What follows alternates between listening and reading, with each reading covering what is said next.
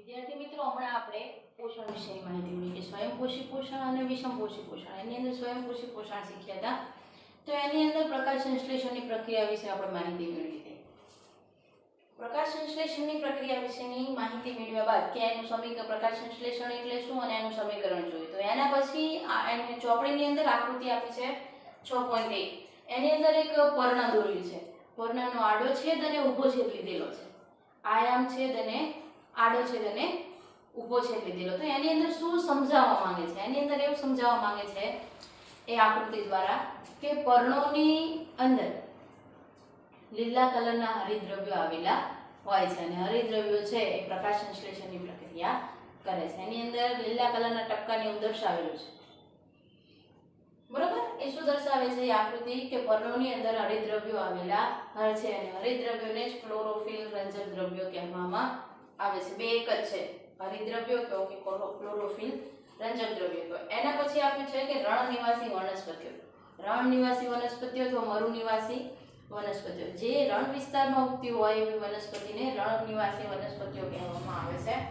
અને આપણે જોઈએ કે પ્રકાશ સંશ્લેષણની પ્રક્રિયા દિવસે થાય. કેમ દિવસે થાય? કેમ કે સૂર્યપ્રકાશ દિવસે જોવા મળે, એટલે પ્રકાશ સંશ્લેષણની પ્રક્રિયા દિવસે થાય તો સૂર્યપ્રકાશની હાજરીમાં ક્લોરોફિલ નામના રંજક દ્રવ્ય છે એ રાસાયણિક પ્રક્રિયા કરીને એની નિપજોનું નિર્માણ કરે. પણ જે રણ નિવાસી વનસ્પતિઓ છે એ રાત્રે કાર્બન ડાયોક્સાઇડ મેળવે અને રાત્રે કાર્બન ડાયોક્સાઇડ મેળવીને દિવસે ક્લોરોફિલ નામના રંજક દ્રવ્યો છે એ પ્રકાશ ઉર્જાનો ઉપયોગ કરીને ખોરાક બનાવવાનું એટલે કે નિપજ બનાવવાનું કાર્ય કરે છે. આ એક ટોપિક આપેલો છે કે રણ નિવાસી વનસ્પતિઓ ક્યારે કાર્બન ડાયોક્સાઇડ લે? તો રાત્રિ દરમિયાન કાર્બન ડાયોક્સાઇડ લે અને દિવસ દરમિયાન ક્લોરોફિલ રંજક દ્રવ્ય છે એનો ઉપયોગ કરીને નિપજ બનાવવાનું કાર્ય કરે છે. એના પછી એક પ્રવૃત્તિ આપી છે, પાંદડું આપ્યું છે. પાંદડાની એક પાંદડું છે, પાંદડાની કોર્નર ઉપર એકમાં લીલા ટપકા દર્શાવ્યા છે અને એકમાં બ્લુ વાદળી જેવો ટપકા દર્શાવ્યા છે. પ્રવૃત્તિ આપી છે. તે પ્રવૃત્તિ શું દર્શાવે છે? પ્રવૃત્તિ એ દર્શાવે છે કે પર્ણોની અંદર હરિદ્રવ્ય હોય છે. હરિદ્રવ્ય દર્શાવે છે તો એ કોની મદદથી જાણી શકાય? તો તમારી ચોપડીની અંદર પ્રવૃત્તિ આપી છે આયોડિન. તો એ છે કે આયોડિનની મદદથી સ્ટાર્ચની હાજરી જાણી શકાય અને ક્લોરોફિલ દર્શાવે છે એટલે કે પ્રયોગ છે કે આયોડિનની મદદથી ક્લોરોફિલની હાજરી જાણી શકાય. અને એ કઈ રીતે જાણી શકાય? તો એ પ્રવૃત્તિમાં આપેલું છે કેવા કલર, કેવો રંગ, જો જાંબુડિયો રંગ દેખાય. જે જગ્યાએ હરિદ્રવ્યો હોય એ જગ્યાએ જાંબુડિયો રંગ થઈ જાય છે. અને આ રીતે પ્રવૃત્તિ આપેલું છે.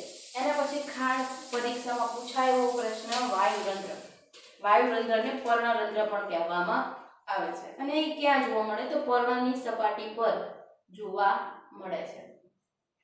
પર્ણની સપાટી પર સૂક્ષ્મ છિદ્ર સ્વરૂપે જોવા મળે. વિદ્યાર્થી મિત્રો, આપણને ખબર છે કે પાંદડું, પર્ણ એટલે કે પાંદડું એ લીલા રંગનું હોય અને એની સપાટી પર સૂક્ષ્મ, જે નરી આંખે જોઈ શકાતા નથી એવા છિદ્ર, કાણા હોય છે અને ત્યાં વાયુરંધ્ર જોવા મળે છે. વાયુરંધ્ર એ શબ્દ પરથી ને ખબર પડી જાય, વાયુઓની આપ-લે કરે. વાયુઓની આપ-લે કરે એટલે વાયુઓ છે એને અવર જવરની પ્રક્રિયામાં મદદરૂપ કરે છે. આ વાયુરંધ્ર છે એ ખાસ પરીક્ષામાં પૂછાય છે. વાયુરંધ્ર ક્યાં જોવા મળે? તો પર્ણની સપાટી પર સૂક્ષ્મ છિદ્ર સ્વરૂપે વાયુરંધ્ર જોવા મળે છે. તો વાયુરંધ્રનો આકાર કેવો છે? તો વાયુરંધ્રનો આકાર મૂત્રપિંડ આકારનો છે અને આ વચ્ચેનો ભાગ છે વાયુરંધ્ર છિદ્ર છે અને આની બાજુ બે રક્ષક કોષો આવેલા છે. વાયુરંધ્ર આ એની આકૃતિ છે. વાયુરંધ્ર અને વાયુરંધ્રની બાજુમાં બે રક્ષક કોષો આવેલા છે. કેટલા રક્ષક કોષો આવેલા છે? બે. અને રક્ષક કોષોની અંદર હરિદ્રવ્યો આવેલા છે. આકૃતિ પણ ખાલી પૂછાય છે અમુક વાર MCQમાં. આકૃતિ દોરી હોય ને કે અહીંયા શું આવેલું હોય તો તમારે યાદ રાખવાનું આ વાયુરંધ્ર છિદ્ર છે, આ બે બાજુના છે, એક અને બે, આ બે રક્ષક કોષો છે અને એની અંદર જે ટપકા દર્શાવ્યા છે એ હરિદ્રવ્ય દર્શાવેલા છે. વાયુરંધ્રના રક્ષક કોષોની અંદર હરિદ્રવ્ય આવેલા હોય અને એની અંદર એને કારણે એ હરિદ્રવ્યને કારણે પ્રકાશ સંશ્લેષણની પ્રક્રિયા કરે છે. વાયુરંધ્ર છે એ બે પ્રકારના ચોપડીમાં દર્શાવે છે, ખુલ્લું વાયુરંધ્ર અને બંધ વાયુરંધ્ર. હવે આ ખુલ્લું વાયુરંધ્ર ક્યારે થાય અને બંધ વાયુરંધ્ર ક્યારે થાય એ આપણે શીખવાનું છે. આ વાયુરંધ્રની આકૃતિ છે, ખાસ પહેલી છે, ખાસ જોઈ લેજો. આ ભાગ પહોળો હોય એટલે ખુલ્લું વાયુરંધ્ર, આ ભાગ સાંકડો હોય એટલે કે બંધ વાયુરંધ્ર છે. ખુલ્લું વાયુરંધ્ર અને બંધ વાયુરંધ્ર. તો ખુલ્લું વાયુરંધ્ર ક્યારે થાય અને બંધ વાયુરંધ્ર ક્યારે થાય? તો અહીંયા દર્શાવ્યું છે કે જ્યારે વાયુરંધ્રના રક્ષક કોષો, આ વાયુરંધ્રના રક્ષક કોષોની અંદર પાણી પ્રવેશે, આની અંદર પાણી પ્રવેશે તો આ રક્ષક કોષો ફૂલાય છે અને રક્ષક કોષો સંકોચાય ત્યારે એ વાયુરંધ્ર બંધ થાય છે. તો આપણે આ ખાસ શીખવાનું છે કે રક્ષક કોષોમાં પાણી પ્રવેશે ત્યારે ખુલ્લું થાય અને રક્ષક કોષોમાં પાણી બહાર નીકળે ત્યારે તે સંકોચાય છે. આ રીતે વાયુરંધ્ર ખુલવા અને બંધ થવાની પ્રક્રિયા થાય છે. પણ વાયુરંધ્ર ખુલવા અને બંધ થવાની પ્રક્રિયામાં વાયુરંધ્ર બંધ ક્યારે રહે છે? તો એ આ ટોપિક કે જ્યારે પ્રકાશ સંશ્લેષણની પ્રક્રિયામાં કાર્બન ડાયોક્સાઇડ વાયુની બહુ જરૂર હોતી નથી. જ્યારે પ્રકાશ સંશ્લેષણની પ્રક્રિયામાં કાર્બન ડાયોક્સાઇડ વાયુની બહુ જરૂર હોતી નથી તેવા સમયે વાયુરંધ્ર છે એ બંધ હોય છે. આ તો ખાલી વાયુરંધ્ર ખુલ્લું અને બંધ ક્યારે હોય એના વિશેની માહિતી આપી. એના સિવાય કે વાયુરંધ્ર કાર્ય શું કરે? તો પ્રકાશ સંશ્લેષણ કરવાનું કાર્ય કરે અને પ્રકાશ સંશ્લેષણ દરમિયાન વાયુઓનું વિનિમય કરવાનો મોટો ફાળો ભજવે છે. વાયુઓનું વિનિમય એટલે કે વાયુઓની આપ-લે કરવાનું કાર્ય કરે છે પ્રકાશ સંશ્લેષણની પ્રક્રિયામાં. બીજું કે બાષ્પોત્સર્જનની પ્રક્રિયા કહેવાય. બાષ્પોત્સર્જનની પ્રક્રિયા કોને કહેવાય? તો વનસ્પતિમાં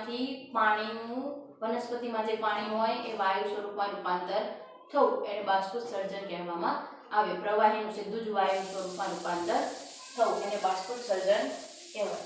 તો આ વાયુરંધ્રો છે એ બાષ્પોત્સર્જનની પ્રક્રિયા માટે પૂરેપૂરી યોગ્ય સપાટી ધરાવે છે અને વધુ પ્રમાણમાં પાણીનો વિનિમય કરે છે. આવી રીતે એ વાયુરંધ્ર છે એ કાર્ય કરે છે. અને રક્ષક કોષોનું કાર્ય શું?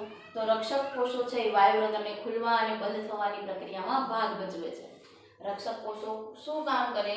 તો આ વાયુરંધ્ર છે એને ખુલવા અને બંધ થવાની પ્રક્રિયામાં કામ કરે છે. આ રીતે વાયુરંધ્ર કાર્ય કરે. વાયુરંધ્ર ખુલ્લું ક્યારે હોય અને બંધ ક્યારે હોય એ ખાસ ધ્યાન રાખવાનું. અને એ આ પોઈન્ટ આપેલા છે કે પ્રકાશ સંશ્લેષણ માટે CO2 ની જરૂર પડે, ન જરૂર પડે ત્યારે જ વાયુરંધ્ર બંધ રાખવામાં આવે છે.